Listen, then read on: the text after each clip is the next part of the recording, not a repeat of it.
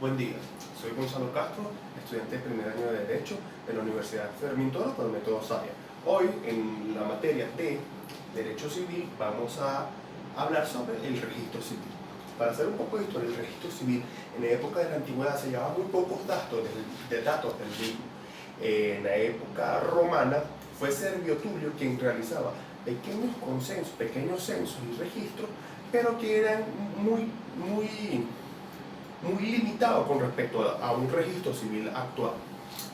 Esto fue así hasta antes del siglo XIV. Luego en el siglo XIV entre el siglo XIV y siglo XV se empezó a realizar los registros por la iglesia, en este caso la iglesia católica, ¿verdad? La que llevaba los registros de nacimientos, de matrimonio y de defunciones. Entonces, en ese caso, cuando se quería comprobar el nacimiento o el matrimonio o la defunción de una persona, se tendría que apelar a lo que es a la información dada por la iglesia, por lo cual le limitaba la veracidad del mismo.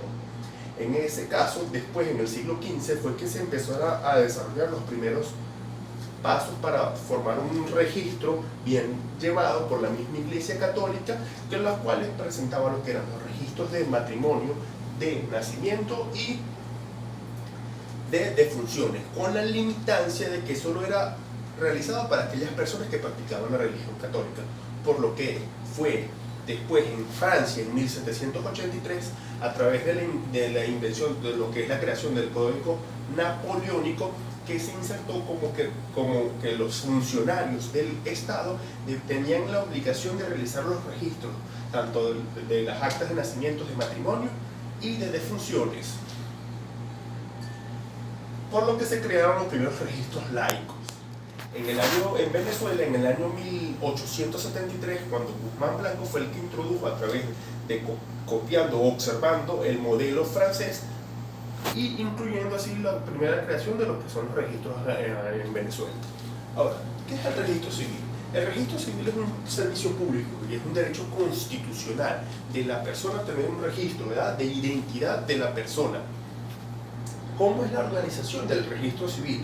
El registro civil se organiza según la ley orgánica del registro civil en dirección, según establecido en el artículo 30 de dicha ley.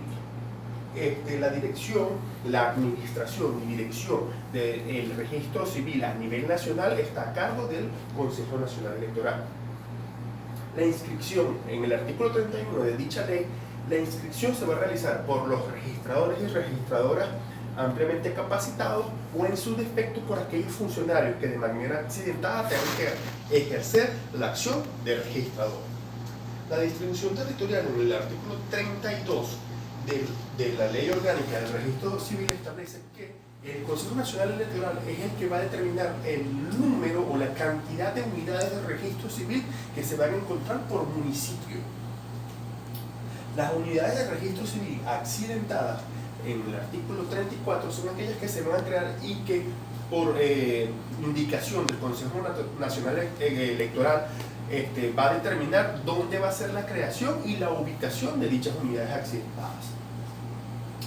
Los programas extraordinarios de inscripción, el artículo 34, estos son establecidos que unas unidades accidentadas se van a crear dependiendo si se va a realizar una actividad que es de amplio interés público, por lo cual amerita esa creación extraordinaria.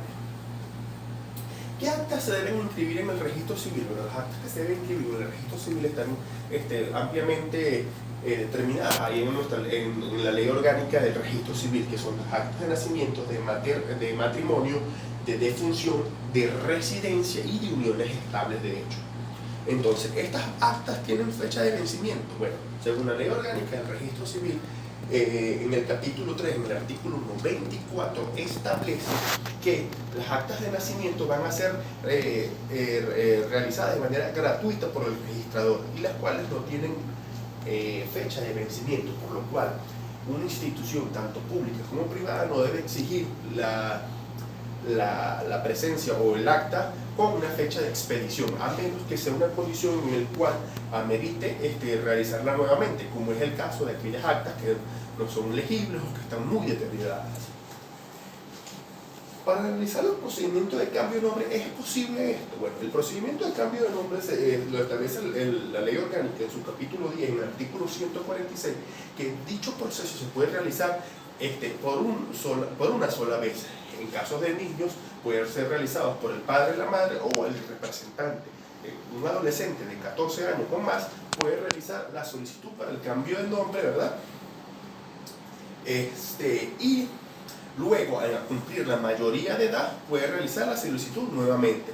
Cabe acotar que todos estos procedimientos son llevados a cabo siempre y cuando el nombre que él desea cambiar atente contra el honor y la moral de dicha persona, que sea de ofensa tanto para la persona como para el público. ¿En qué idioma se deben registrar estas actas?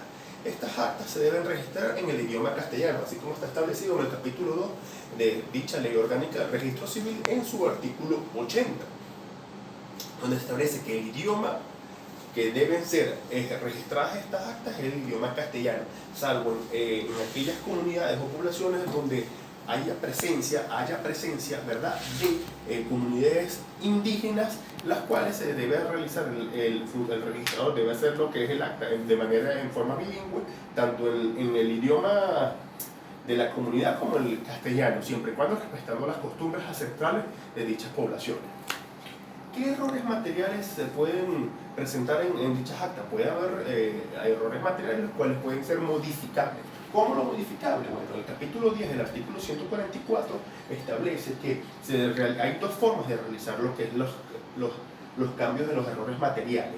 Está en sedes administrativas y en sedes judiciales. ¿Cuáles son los cambios que se van a realizar en cada sede? Bueno, el artículo 145 establece que la realización de cambios de los errores materiales presentados en las actas, estos se van a realizar en las sedes administrativas cuando ese cambio que se va a hacer en el contenido de la acta no me afecte el fondo del contenido de la acta en sí. El uso de las sedes judiciales para el cambio de errores materiales, según el artículo 149, establece que estas sedes van a hacer los cambios de las actas cuando el contenido que me va a modificar, si me modifica, o sea, si me altera lo que es el contenido total del acta como tal. En cuanto a los temas, ¿qué es el derecho a la personalidad? El derecho a la personalidad son todos aquellos derechos subjetivos, extrapatrimoniales, privados y absolutos, que enaltecen la esencia de la personalidad de aquella persona, de recibir la identidad. Ejemplo, la vida, el honor, la imagen, su vida privada. El nombre. ¿Qué establecemos como nombre? El nombre del diminutivo nombre es la identificación, la noción de identificar un objeto, tanto animados como inanimados, ¿verdad? Y le damos un carácter verbal para reconocerlo frente a otros. El nombre civil es el apelativo verbal o gráfico que se le da a una persona para identificarlo como tal. El apellido sinónimo de patronímico o familiar, es el nombre que se da para identificar a todos los representantes de una familia. ¿Qué es el seudónimo? El seudónimo es un nombre ficticio creado por el individuo en su carácter de realizar una actividad y que desea proteger su identidad. Esto mayormente se hace en actividades artísticas o literarias. El apodo es aquel que es agregado por el público en general. Esta se diferencia del seudónimo en que el apodo no es elegido por el sujeto, sino que es establecido por la población que rodea a dicho sujeto y el cual le da ese apodo. Identidad. La identidad se define como ser quien es y no otra persona. Tiene consecuencias jurídicas, es la identidad individual, como todo individuo que tiene la potestad de tener su propia identidad.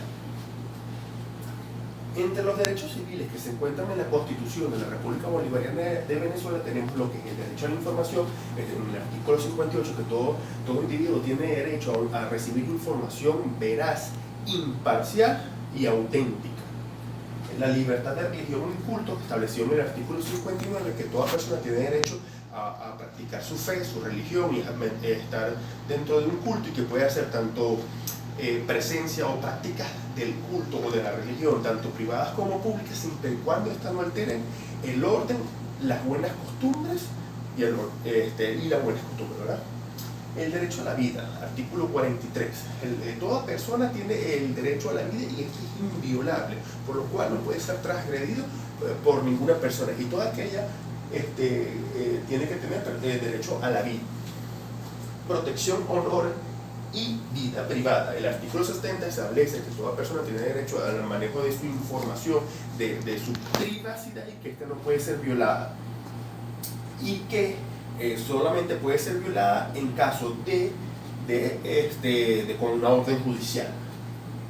Libertad personal y juicio justo. Toda aquella persona, en el artículo 34 de la Constitución de la República Bolivariana de Venezuela, establece que toda persona tiene derecho a la libertad personal y a un juicio justo, en dado caso de que ésta debe ser privada de libertad solo con una orden de privativa de libertad judicial, otorgada por el juez competente o el circuito judicial competente, ¿verdad? Y siempre y cuando también puede hacerlo cuando el individuo es atrapado de manera infragante. Y luego, posterior a las 48 horas, es que se va a presentar la orden judicial. Respecto a la integridad física, el artículo 44 y 46, toda persona tiene derecho a respetar su integridad, que no puede ser sometido a torturas tanto psicológicas como físicas en ningún momento. Inviolabilidad del hogar. La inviolabilidad del hogar, en el artículo 47, refiere que el espacio y el hogar es privado y que no puede ser violado sin una orden judicial previamente establecida. Libertad de tránsito, el artículo 44 y 50, por la libertad de tránsito, vea que toda persona tiene el libre tránsito de solicitar a las autoridades o a las instituciones competentes alguna actividad en particular. Identidad, como ya establecido en el artículo 56, que toda persona tiene derecho a una identidad propia, a un nombre propio. La libertad de expresión, en el artículo 57, en el cual toda persona tiene derecho a expresar libremente sus opiniones, ya sea de manera verbal, escrita, en medios audiovisuales, ¿verdad? O de radiodifusión, siempre y cuando siempre tiene que ser responsable de lo que él mismo profesa. ¿Qué procedimientos se deben realizar en lo que son los registros de las actas? Bueno, en el caso de rectificación de un acta, lo que es el reglamento número 1 de la Ley Orgánica del Registro Civil establece en el artículo 92 que el procedimiento que se debe realizar para lo que es la rectificación de las actas es que previamente llevar los requisitos para hacer lo que son, en el caso de que haya un error material, tiene que ser presentado al registrador. El registrador evalúa la veracidad de los requisitos para ver si están en orden y examina el acta que va a rectificar. De ser acorde los requisitos con el error que se presentó en dicha acta, asume la solicitud y la lleva al registro municipal.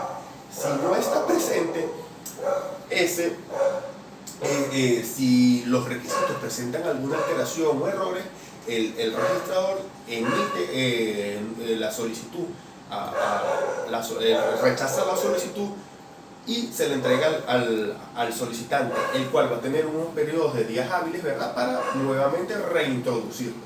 En dado caso de presentarse un error nuevamente, entonces el registrador da como rechazada dicha solicitud.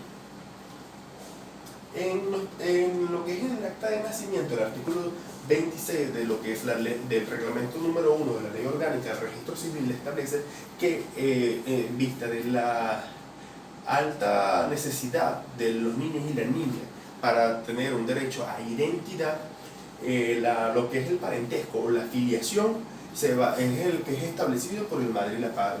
El padre o los representantes que en ese momento solicitan el registro del acta de nacimiento.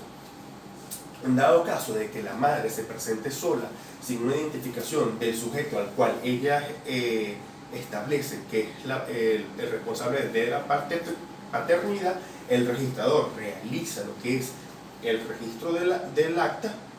Luego tiene 5 días hábiles para solicitar, para notificar al individuo el cual la madre establece como que es el padre del niño o la niña, y en tendrá 10 días hábiles para responder, para aceptar o rechazar dicha paternidad. En cuanto a los procedimientos para el registro de matrimonio, el artículo 112 establece que una vez reunidos los requisitos y presentados los requisitos, ¿verdad? Y presentados al registrador, él verificará la información y la veracidad de los requisitos, esta vez evaluará lo que es la salud mental de los individuos, procederá a registrar dicha acta en el libro y entregará una copia a los solicitantes.